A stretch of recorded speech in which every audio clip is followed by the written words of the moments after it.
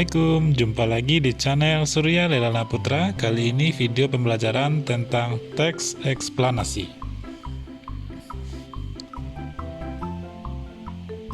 Nah, simak video ini dari awal hingga akhir ya. Jangan lupa like, komen, dan subscribe-nya.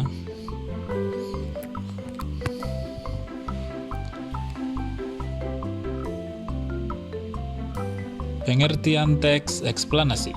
Teks eksplanasi adalah teks yang menjelaskan hubungan logis dari beberapa proses atau menjelaskan bagaimana suatu fenomena alam maupun sosial terjadi.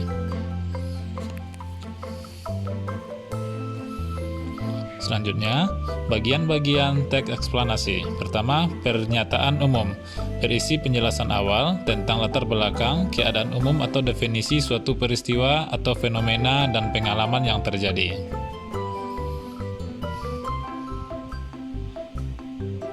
Selanjutnya, deret penjelas, berisi paparan atau rangkaian peristiwa, kejadian atau urutan mengapa suatu fenomena tersebut terjadi, bisa juga berisi urutan bagaimana peristiwa tersebut terjadi.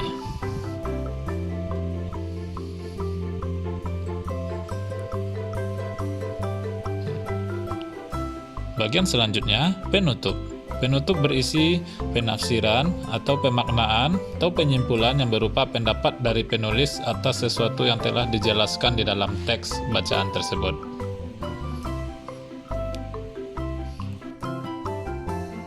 Untuk lebih jelasnya, bisa dilihat contoh teks eksplanasi berikut. Listrik telah membawa banyak perubahan dalam kehidupan masyarakat di dunia. Bagaimana perjalanan arus listrik hingga sampai ke rumahmu? Arus listrik adalah gelombang elektromagnetik.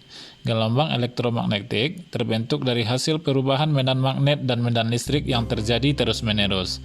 Arus listrik tersebut disalurkan melalui jaringan listrik tegangan tinggi berupa jaringan kabel pada menara-menara tinggi yang menuju ke gardu-gardu penerima di berbagai daerah. Arus listrik yang diterima di rumah kemudian disalurkan melalui rangkaian kabel listrik di dalam rumah. Rangkaian kabel tersebut umumnya berada di atap untuk tempat dudukan lampu atau dinding rumah untuk saklar dan colokan listrik, tempat menghubungkan beragam peralatan elektronik. Rangkaian listrik di dalam rumah dapat berupa rangkaian seri atau rangkaian paralel. Bila dilihat dari cara menyusunnya, rangkaian seri disusun dengan cara bersambung atau sejajar, dan rangkaian paralel disusun berderet. Betapa penting peranan listrik bagi kehidupan manusia. Namun demikian, kita juga harus tetap bijaksana menggunakan listrik dalam kehidupan sehari-hari. Nah, dari contoh tersebut, maka kita akan menentukan bagian-bagian teks eksplanasi sesuai yang telah kita pelajari.